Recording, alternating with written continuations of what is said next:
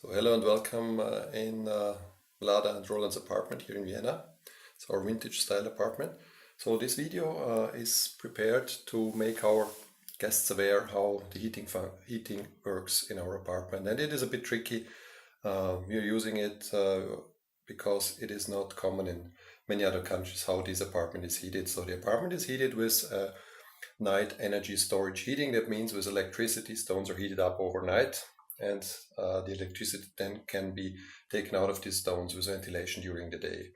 Except the bathroom. The bathroom here has an air heater, air blower like you might know it. And there is on the side something which you turn around and then it's a thermostat. It starts to heat. Here the point is it shuts down when a certain temperature is reached. You normally use it in the morning when you're in the bathroom or maybe in the evening when you take a shower, but the rest of the time you should switch it off. Yeah, that's it. Yeah. So the point here is, please do not forget to switch it off because this is the most expensive electricity we can buy here in Vienna. So then the next area is in the kitchen. Here in the kitchen we have our standard heating system. First of all, we have here a gauge which shows you an on and off switch. And that is this one. Let's see if it does it focus a proper one. Yeah, okay. Here you select the temperature which you want to have. Now here it's already blowing. We have it at I think something like 20 degrees or whatever it is, or 15. No, that's a little bit less. Anyhow, you set it where you want it. And it's important that this thing is on.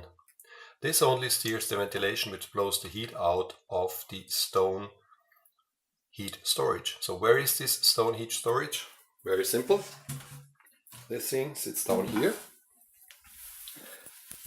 And that is the, in German called Nachtspeicherofen.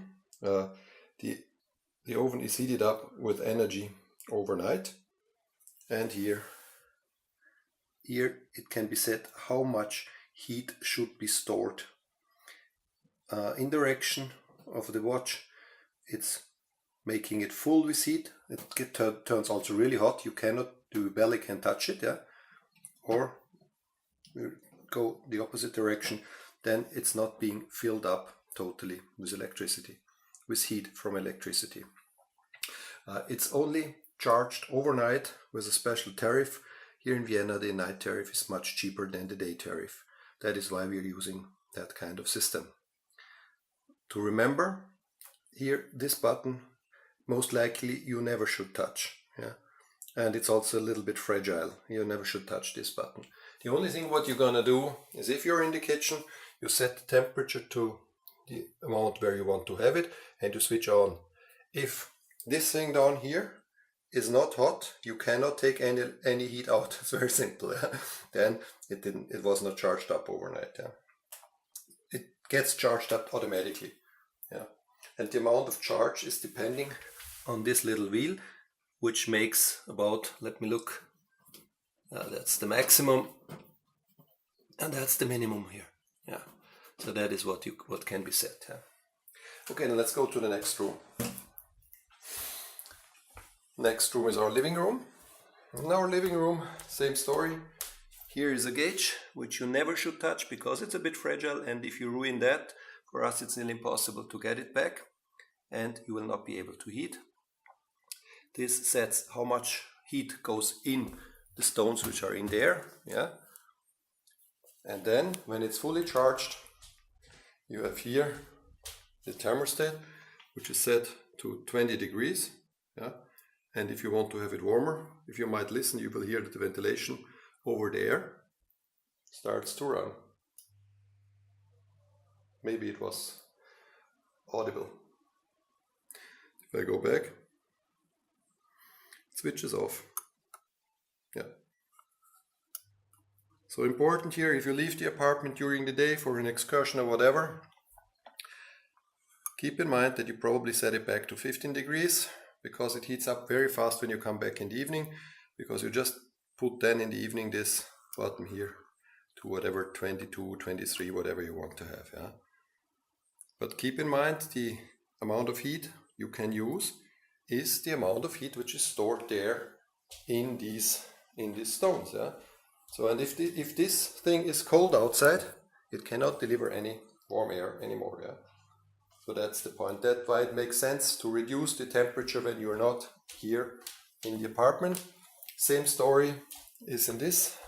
In our red room, you have here a gauge which can be turned to load or to less load. That means getting hotter or not getting as hot.